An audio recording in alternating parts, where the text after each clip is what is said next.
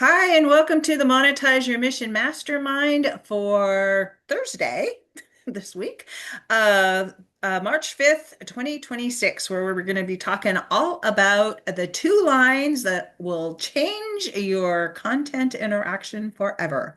Yes, titles and subtitles are what we're going to be talking about today. So let me get my screen sharing going. And because I made this really cool thing to share with you today. And let me hop back over here to Zoom.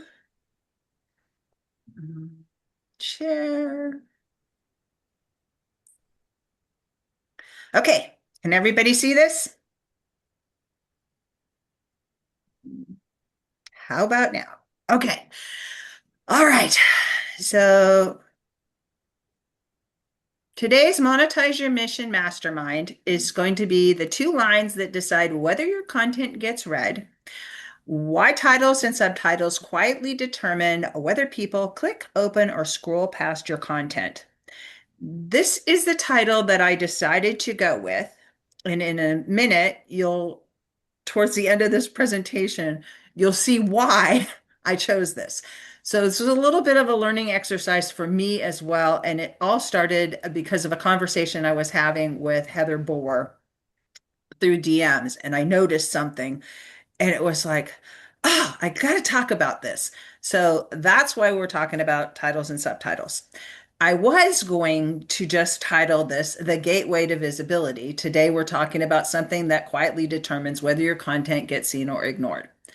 But I decided to do it differently.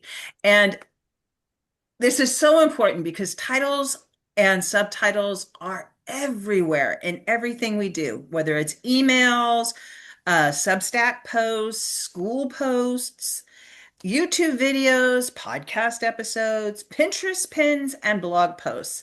I'm from the old school where we were doing this with blog posts and all the keyword SEOing that had to go on. And what I what I've discovered recently is that that piece has also changed. So we're going to be talking about that here in just a minute also. So what the title and subtitle does is it informs people, and the image is really important in this too, but I'm not really talking about images today, but it's important that people see see an image and then the title and the subtitle is what's going to like push them into the content. And I've learned a little bit about this through my attempts to get YouTube to work for me. But like I said before, it became really apparent that I needed to really focus on this today when I was looking at this piece that Heather had shared with me that I had written it. It's like, oh, wow, that's suddenly obvious to me. So the core principle is that the title gets the attention and the subtitle explains the promise. So if the title's unclear, people are just going to be like, yeah, I'm busy, scroll past. If the subtitle's unclear, people aren't going to click. You really need to tie them both together. Um, and this is where subtitles and titles show up. On Substack, Substack has its own built-in structure. When you open your form up that you're going to put your long form content in, whether it's an audio or a video or just a text post, there's going to be a field that says title. That's your H1 tag. And so you just type your title in there. It's going to be really big. And then the next line is going to be your subtitle. And you can make these kind of long. The top title piece is you want to make sure that it's under 60 characters um, for the main meat of what you're going to be talking about, because that is what is going to get picked up in the search engines for what the topic is. And then the next piece is going to be in the description box, and that needs to Yes. be between 60 and 100, no, yeah, 150 characters. So when you go to like Google, the search engine, and you Google something, you'll see the link to the website, you'll see the title of the post, and you'll see a little blurb. The little blurb is the subtitle. Is this making sense to everybody? Yes. Okay.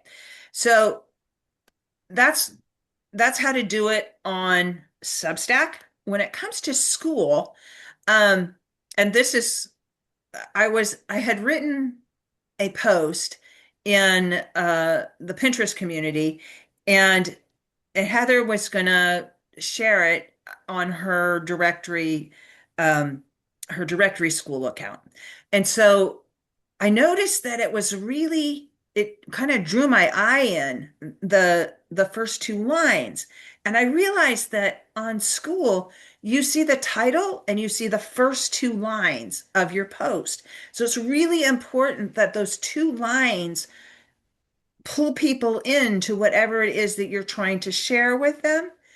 Um, Skool is about, you are actually creating indexable content on Skool. When you create posts on Skool, whether it's in your community or somebody else's, that content, if it's a public community, does get indexed both by AI and by the regular search engines. So you do have a title field, which is obvious, and then you've got the first two lines of whatever you're going to be sharing. That's what will show up as your descriptive piece. So we need to start thinking about this when we're posting content on Skool. For emails, most email providers, autoresponders, they have the option to be able to set up a subtitle in the email, and it usually comes up as preview text. Okay. If you don't put preview text in, it will pull from whatever your first line or two of your email says. So you really do want to use that territory to really like, it's getting harder and harder to drag people in through email. I don't know if you guys have noticed that or if you use emails a lot, but you have to hook people with the title that you're putting out there, and then you need to like really cement that promise of what you're going to find out if you open this, and you really need to open this because it's super important, and everything you put out is super important. So just remember that. So take advantage of that on your emails, and then on YouTube, the same principle applies, except that the th we do it with images and we do it with the title. So you've got the title, and then you've got the image, the thumbnail image, and the thumbnail image is what's got to, it's the bait, and then the title's the hook. So you want people to catch the thumbnail and be like, my eyes need to travel down and see what this is about. And that title needs to really cement in the promise of what they're going to get. And if you follow the one main thing that you're going to talk about principle, when you're the one topic, one post principle, when you're creating any of this type of content, it's going to help your content be more understandable to the way AI is working these days. If you get too many topics going in your post, you're going to you're going to just confuse people, and you're going to confuse AI, which you definitely do not want to do. You want to have 3 to 5 what they call buckets, and that's the content that you spend most of your time creating content to fit in one of those buckets. Back in the old days when we were doing blogging, we would have content pillars, and I call them buckets, but you kept your content in one of those 3 to 5 spaces. They could intertwine with each other, but mostly you just needed to create content for each of those spaces, and it established you as the authority. And then you would want to create really long pieces, like 1,500 words, back before AI, and it was really hard. It took a lot of work to research all of it and to connect to other authority posts and link that in there and footnote your stuff. And then you had to distribute it all over the place. It's AI has made a lot of this process a lot simpler, but it's really easy for it to go out in too many directions. You really need to put the parameters on it so that you're sticking to the topic and not letting it wander off. And and really, if you're creating multi uh, multi-purpose content, and by that I mean if you're creating a video and a text post to go with your video and you're sucking off the audio portion of it to be a podcast, and you're putting a Pinterest pinnable image in there and then a social media image in there, and you're making a YouTube thumbnail to go on your image, it's you're you're able to get a lot more momentum out of it than trying to post everywhere, but you really still need to keep it very centered to the one topic, one post, and it doesn't have to be super long. You see what I'm saying? Okay. Do we have any questions so far?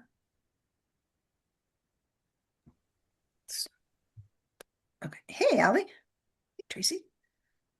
Okay. Um, if you have questions, please either just unmute and yell out, or you can try waving your hand or whatever um, so that I can see you because I can't see everybody. Okay, so now we're going to move on to why this matters for SEO. Search engines are trying to understand what the page is about. Okay. So if when everything aligns with the title, the subtitle, and the content, the topic becomes really clear to the search engines. So, for example, how to set up your Substack publication correctly. The subtitle would be the small setup steps most creators overlook. So that encourages curiosity. It's like, well, have I overlooked that step? I've got to find out. So then they're going to be into the content and they're reading the content, and you need to make sure that you answer the thing that you're promising to answer clearly, and you may do it in a couple of ways, but make sure that you get that answered. Search engines do easily understand topics. The old way was to just use exact keywords, and they had the long tail keywords, and you would add modifiers on it, and you try to sprinkle it into your post in the title and the headers and in the text, but you didn't want to do too much, but you had to do enough. And it was just like, I don't know. Any of you guys use Yoast and the little green light, red light? I'm all about the green lights. Um, and I have to really like, sometimes AI is great, but it doesn't know everything. So you trust your own intuition, and double check things on uh, with AI and use different AIs. Like I've discovered that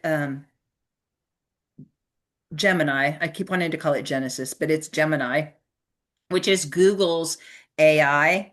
And this is, a hat tip to Des, because Des Streckett of the Content Revenue Lab, he mentioned that he's using Gemini a lot these days because Gemini is Google, and Google owns Google, and it owns YouTube.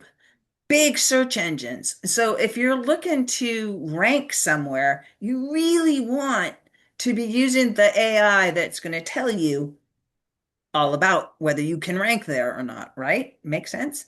Rather than going to Chat GPT that's not motivated to give you Google specific information. So I'm going to be leaning more into Gemini, I think, in the future. And I'm looking at some of the other, I've been really big on ChatGPT just because I started there. I'm thinking that having a variety of AIs and using them where they're really strong is a good idea. So just keep that in mind when you're looking at structuring how you're going to create these titles. And in just a second, I'm going to give you some sites that you can go to so you can play around with this that will also help. So, what's changing now? Search engines now understand meaning and intent, not just keywords.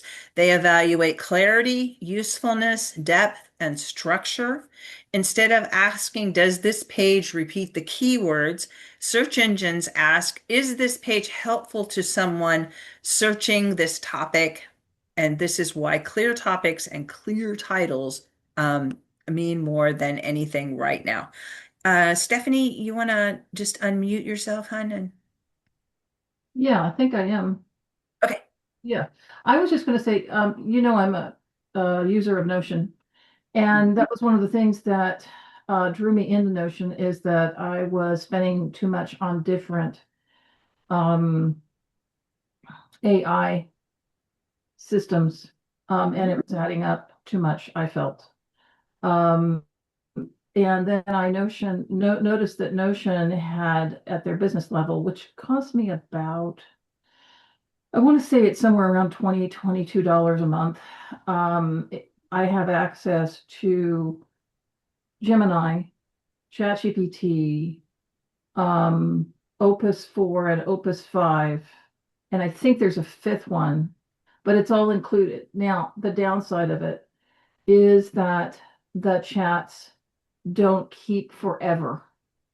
So, like, I've gotten into a habit of putting chats from ChatGPT into project files, or at least labeling them with what the topic was and maybe the date if that's relevant. And then they just stay in there forever, right? But in this case, what I've had to do is to remember that when I lost one chat that I had been working on for a while, it just went poof, and I went, oh crap, how do I deal with this? And so now all I do is just notify.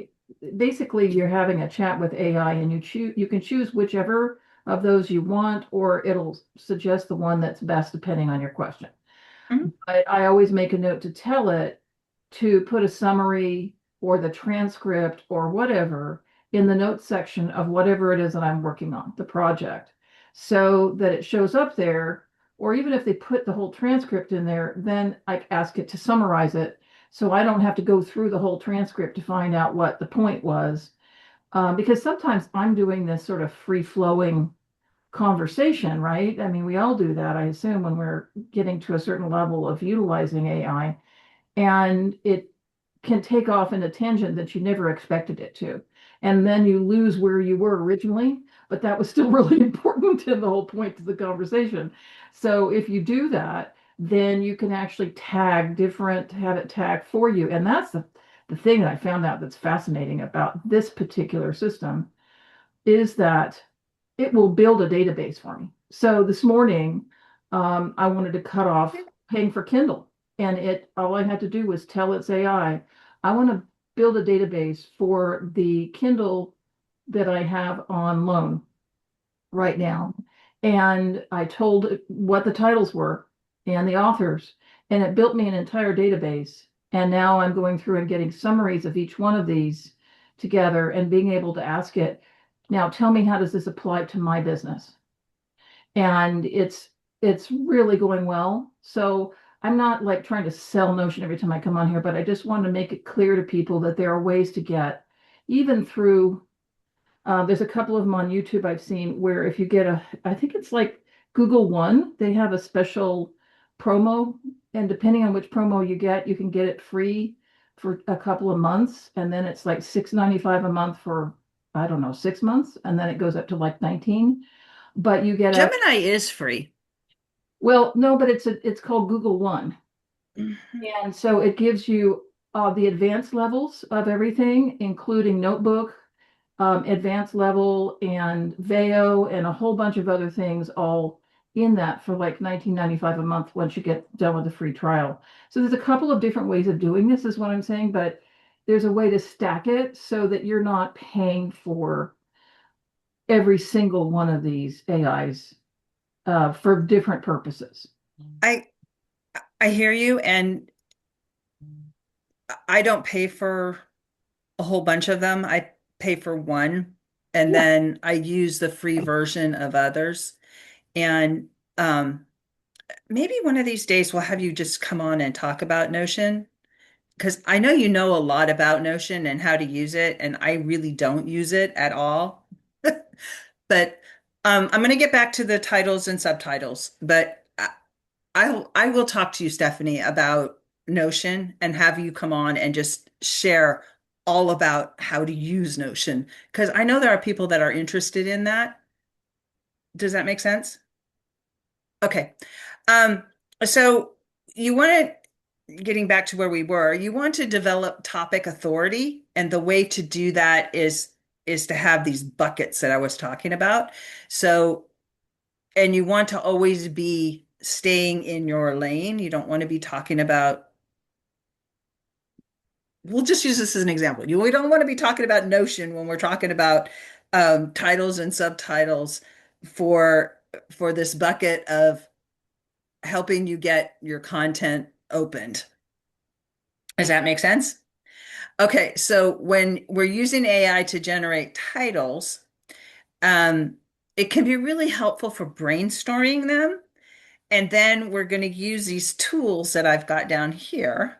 And I'm going to send you guys, I'm going to attach a copy of this document, this PDF, to the video and over on Substack. So you'll be able to just get in here and you can click the links that are in here.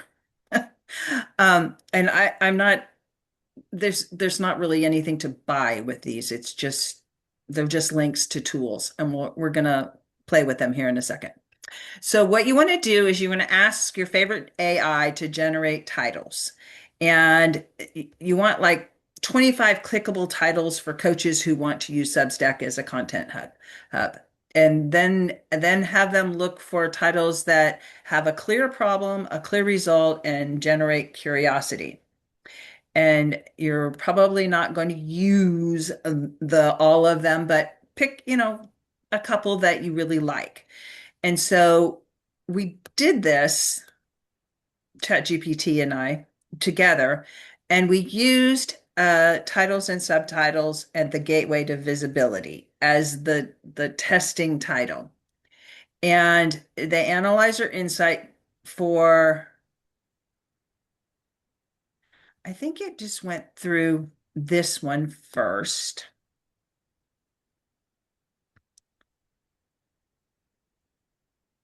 And we're just going to do this together.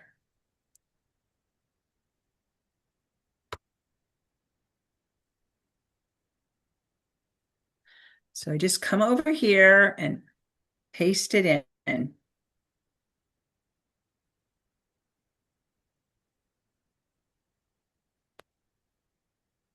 And I'll just sign up with Google because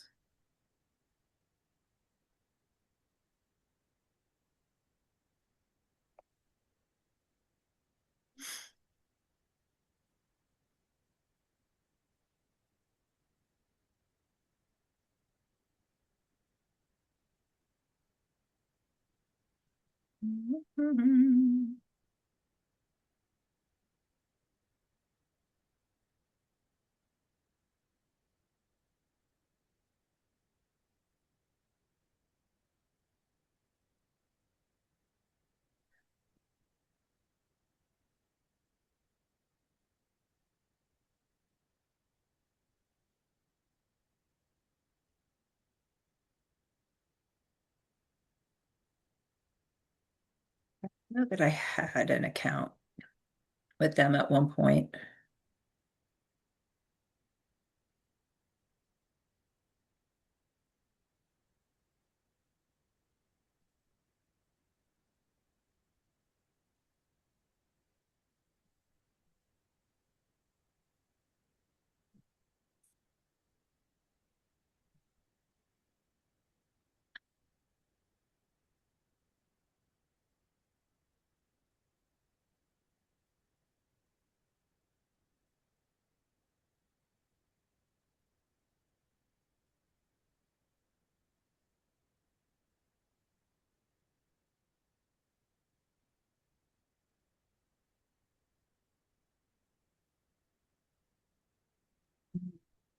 Not sure if this is gonna do it or not.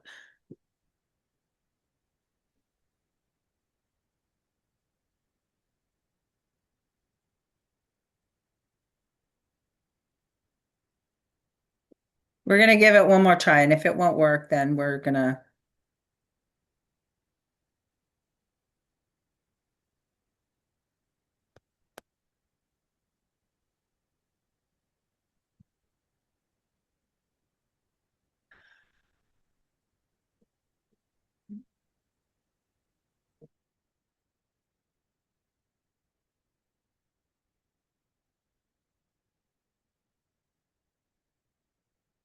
we'll jump over to the next one.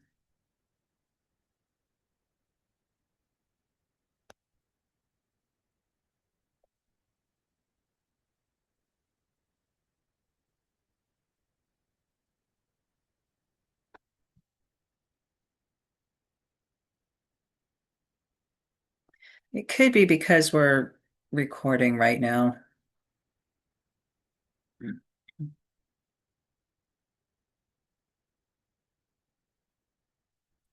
All right. Well, we're just gonna go back over here.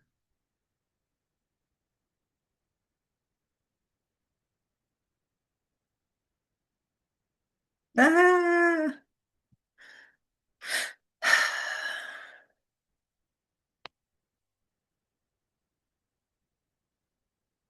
It's because Mercury's in retrograde, Jill. And I think somebody's like taking out a whole bunch of uh server farms in Dubai. And AWS, the database, the data center had like a drone, like yeah, all kinds of communication things were happening. Yeah, yeah, it's kind of crazy. Did I get all the stairs? Can never tell with these things.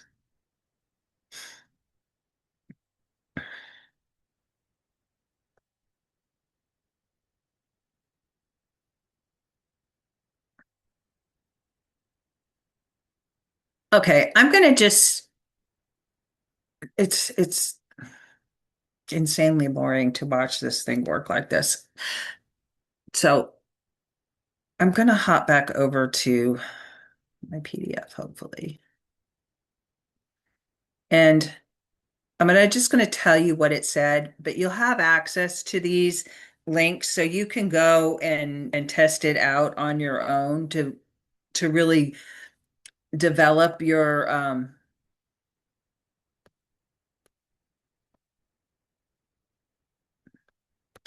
headline and subheadline. So for the first title, it said it was strong with clarity and authority tone and a lot lower in curiosity. So it's a good teaching title, but less clickable because it sounds educational. So an improved version might be the gateway to visibility most creators overlook. And then so they put that one in there, why great content gets ignored. Uh, this title usually scores very well because it hits a pain point, but even stronger might be to why great content gets ignored online, which improves clarity and search relevance. And then the next example is the two lines that decide everything. Very low, very curiosity driven, high engagement potential, and it's still slightly vague. Headline analyzers often like curiosity but recommend adding context. So a more Improved version might be the two lines that decide whether your content gets read. And then why coaches stay invisible online. It's very strong for the niche audience because we're talking to coaches, right? And there's a clear problem and it's highly relevant. So the title would likely score high because it names the audience, identifies the problem, and it's really specific. So here's another variation of that is why coaches stay invisible even when they post every day, which adds an element of emotion to it because, we're all out there trying to get our content seen. And the everyday thing is like recipe for burnout. Okay, let's just call it what it is. Um, so the original title was Quick Mastermind Update, which is a low curiosity, low emotional impact, functional but not engaging. And analyzers usually suggest adding intrigue to that one. So Quick Mastermind Update, something about school posts changed my thinking. I think this is the actual title and subtitle or the preview text that I used for the email that I sent out to my other list.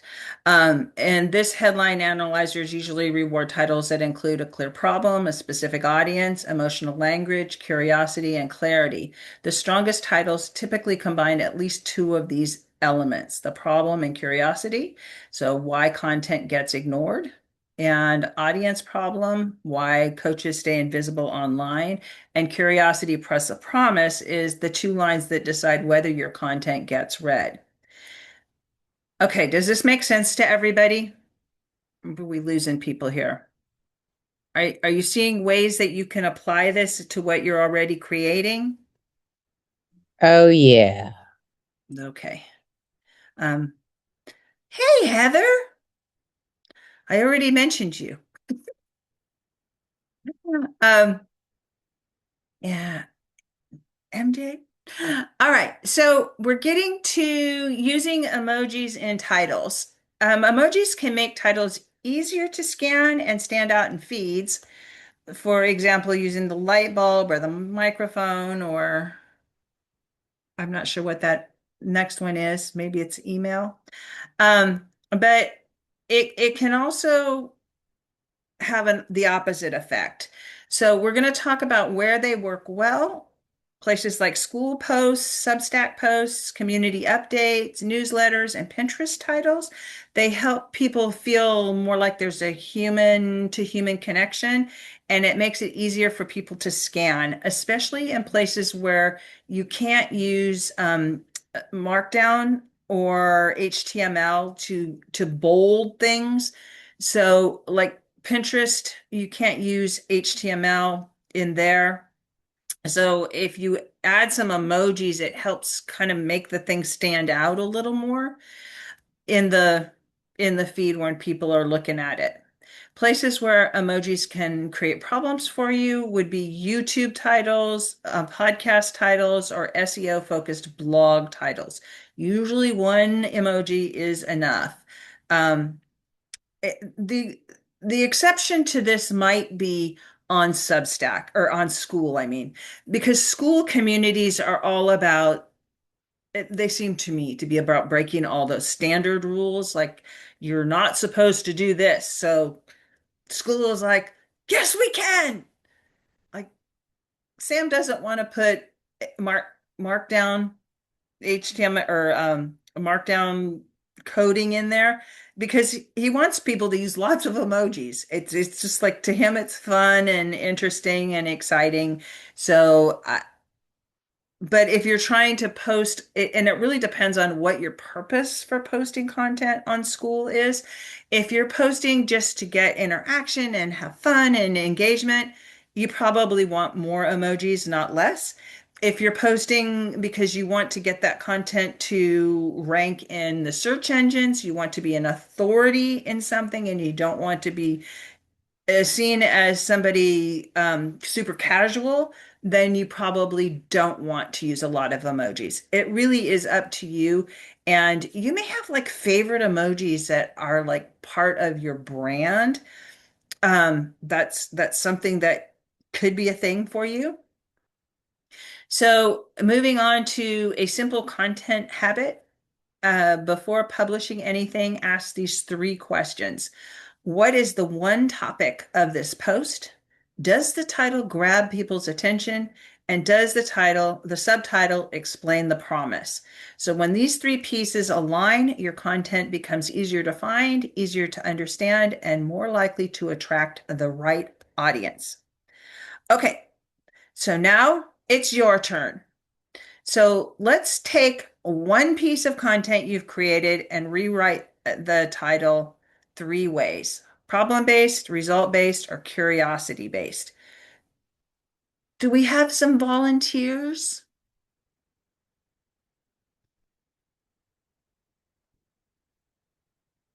I can't see everybody. That's my Davita? problem. I don't know if that's Okay, Davida, thank you. Thank you. The robe is giving me special powers. Yes, the magic robe. Magic robe. Okay. So we're going to take one piece of content we've created and we're going to look at it three different ways: problem-based, result-based, curiosity-based. Okay. Hmm. So I can see why this. I just came out with an article that was like eclipse return is evolutionary. Yeah, no. So problem-based. Um, how the eclipse can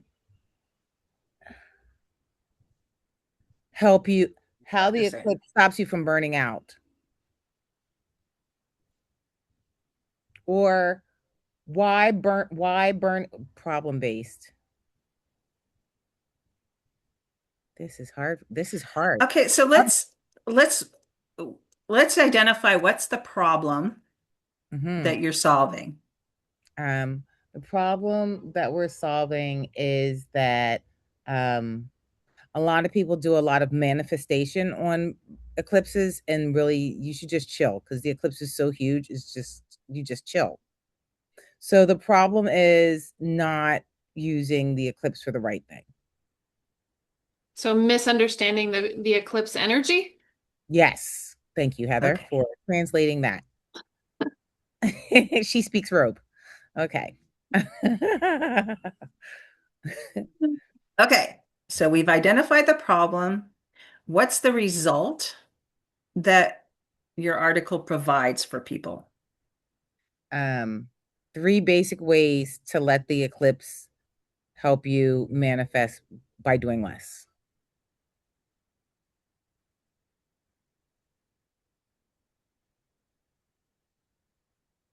And curiosity. Are you trying to manifest your best life during the eclipse?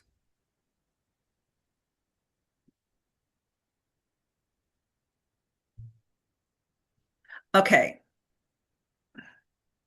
so we're gonna tell. We're going over to lean into AI for a minute here. Thank you. Create a problem-based title and subtitle sub for this post. Create a problem-based title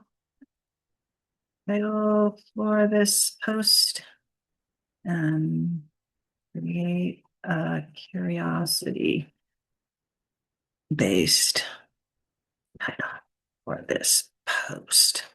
Okay, we're going to take all this information, and we're going to go over here to ChatGPT to come over here.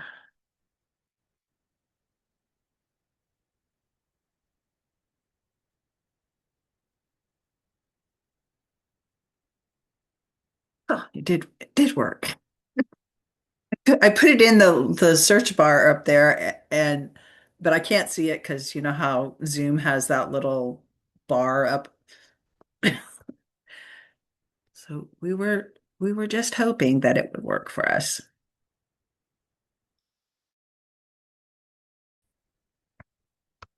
Okay, let's see what it says.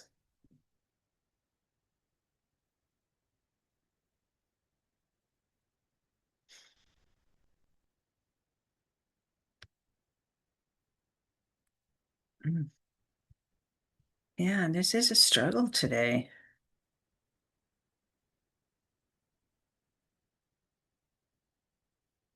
I almost wonder if there's an issue with chat because I was having the same thing happen before. We were talking about the two issues wait, that Chat GPT is having, or everything is having right now, in that it's Mercury retrograde and the Amazon servers in the Middle East are being hit and destroyed. And so there's a lot of the data storage centers are being attacked. No other way to say it, but that's just what's happening. And so I think it's having an impact on AI and a lot of other things. Uh,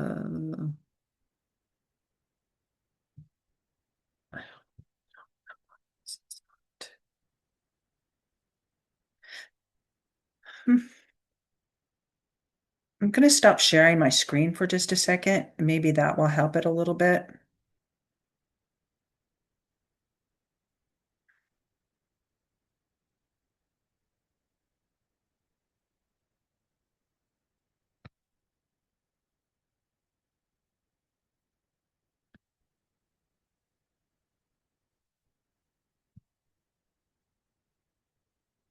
And I'm going to go over here to Google Gemini and ask it for that too.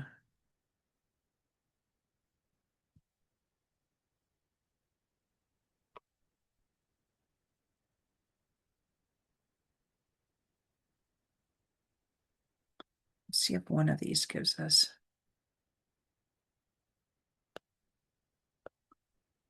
Okay.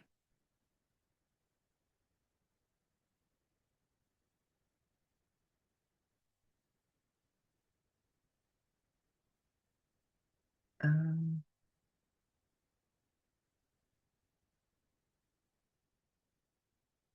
I'm gonna share my screen again. I got Gemini to give us some answers.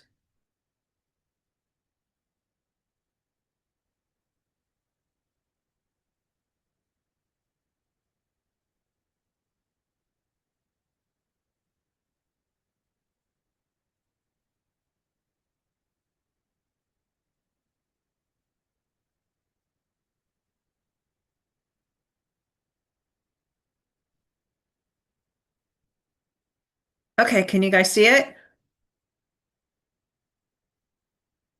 Okay. It says, it sounds like you're tapping into a much needed cosmic exhale. Most people treat eclipses like a spiritual marathon when they should be treating them like a power nap. Trying to force a new life into existence during an eclipse is like trying to plant seeds during a hurricane. It's messy and rarely works. Here are the title, subtitle options tailored for your specific angles. The focus is the exhaustion of over-manifesting. Title, Why Your Eclipse Ritual is Actually Burning You Out. And the subtitle is Stop Treating the Cosmic Shadows Like High-Pressure Deadline and Start Working with the Void instead of against it. How does that feel for you? And then the problem result-based one is Fixing the Misunderstanding to Get Better Results with Less Effort. Title is From Manifestation Fatigue to Effortless Alignment at the Eclipse Reset. Most people chase the eclipse. Learn the 3 ways to let the eclipse do the heavy lifting for you so you can manifest by doing less. And curiosity base is challenging the user's current approach to peak interest. Title, Are you sabotaging your best life every time an eclipse hits? Discover why the secret to your next big breakthrough isn't what you're doing, but what you're finally willing to stop. How do those land for you? Those are Rita? many times better than what I wrote. Thank you. Um, I feel like I'm going to do that like whole like chop it up and like redo it and like make it small. This was excellent. Excellent. Um, let me close this screen. Ah, I want to copy and paste it somewhere where I can give it to you. Thank you. I accept the gift. Um,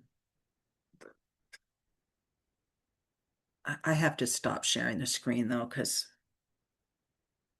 it might just be my computer also. Oh, that's weird.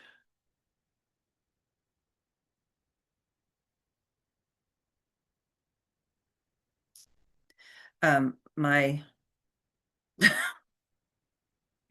don't know if it will show back up. My Chrome closed on me randomly. I don't think I copied it yet. So maybe we'll get lucky and it'll restore the screen and it will have saved it. I hope. Otherwise, you'll have to just play the recording, type slow or type fast. No, this isn't it.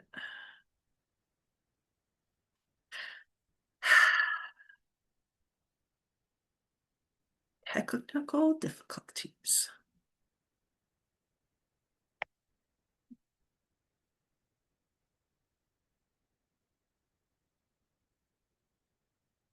I think if you work on creating the problem, the result, and the curiosity, just trying to determine what it is that you're doing with your episode or your podcast or your um, post as a starting point, I think that will make it easier to actually get it to um, deliver the content or deliver the titles.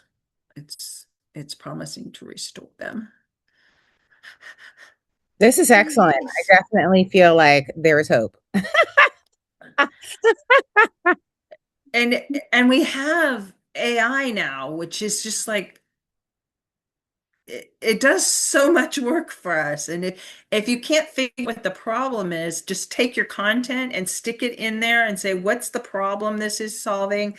What's the curiosity angle that I can go with? And what's the result that I'm delivering? And then back from there, um, in order to get, oh, yes, yes, we have success. Okay, hold on. I'm gonna try to highlight this. I'm gonna stick it in here, the V, and then I will save this or Davita. All right, we're almost there. Anyway, if you can back it, sometimes you can just back into it rather than starting with a title. You can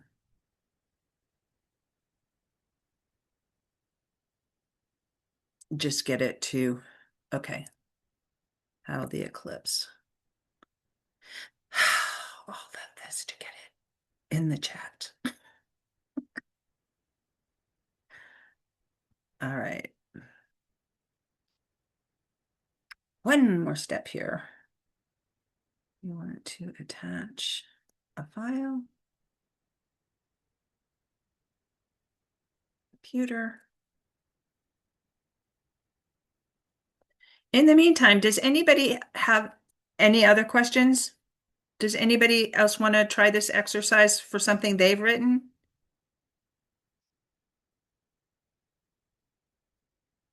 Just unmute yourself and start talking. I can't see you right now. You're pretty much getting head shakes on the no. Okay. Did everybody find this helpful? Thumbs up. Yep. Okay, thank you for interpreting for me. Um, I think one of the things, I don't know if you guys discussed it before I jumped on, but one of the things that I found really super helpful with I use ChatGPT. I've never used Gemini for anything other than image generation, but I would mhm, imagine it's very similar. Um, I just like being able to talk to chat where I can just open it up and actually voice everything so I can dump mhm. everything on chat and say, make sense of this for me. Because sometimes it can articulate what I'm trying to say a heck of a lot better than I can. Yeah, like brain dump on it. Hmm. I like that too. And sometimes you can just ramble and let it sort through your ramblings. Yep. Okay, I found it. I attached it. Success. It's in the chat. Man, Thank this you. has been interesting. You are so welcome. So yeah, I'm not, was that you talking, Heather, or are you, Davita? I was the one that was sharing about the Okay. AI, but Davita was said thank you. Okay. Um, so Heather is absolutely correct when it comes to using these AI bots. A lot of times you can just have a conversation with it like you would a normal human being and tell it, yeah, that was great, or God, really? I mean, sometimes I'm snarky with my AI because it's like, I've told you 15 times how to do this. Why are we struggling? What is the piece you're missing from me? Because it's just a machine. It doesn't really have feelings. It took me a while to, really let that sink in. And I did hear once that um, the number, the amount of energy it takes for AI to process please is some staggering amount. Just, say it. And it doesn't care if you say please or not. Well, I Um, actually heard there was an article or something, a news article or a news something or another where they said, please don't say please to chat because it ends up costing the company a lot of money. yeah, yeah, exactly. It was probably the same article. Probably. It's just like it doesn't it doesn't need that from you. What it needs is clear instructions. And you can sometimes just ask it, how should I instruct you to get the result that I want to get? And you can just, with ChatGPT, you can just tell it, hey, how do I get this? Um, so yeah. All right. So that was all about what I know about titles and subtitles. I hope this has helped you guys. I know it actually helped me just doing the research. And Heather, is totally from the conversation we were having where you were going to post that post that I put over in the Pinterest school on your account, the directory, which is a great space if you are selling anything, even stuff not related to school. That's what Heather's space is all about. But I noticed something in there. It was like, oh, there's only 2 lines. That's the subtitle. Yeah, when I sent that to you, I was like, oh, I just wanted you to know which one I was talking about, and that's all it shows is just the heading and the subtitle, basically. So you want to make sure that the heading and the subtitle flow very well into the capturing their attention. It's kind of like social media with stopping the scroll. If Hmm. they're reading the feed, they need to stop the scroll.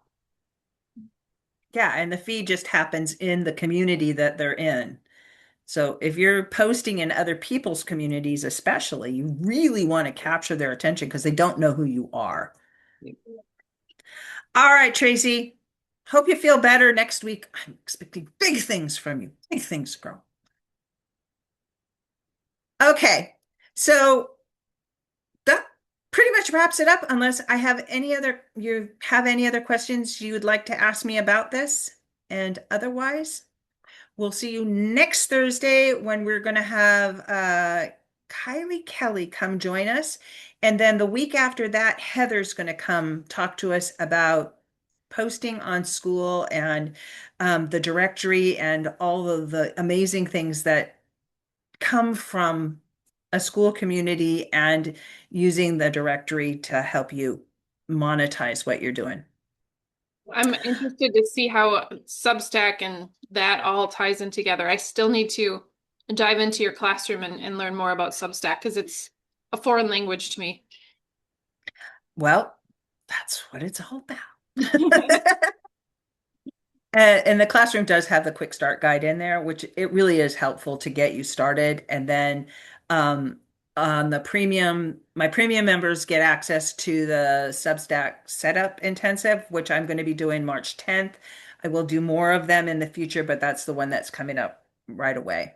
So join us over in our Skool community, skool.com/you dash world dash order, and we'll see you over there.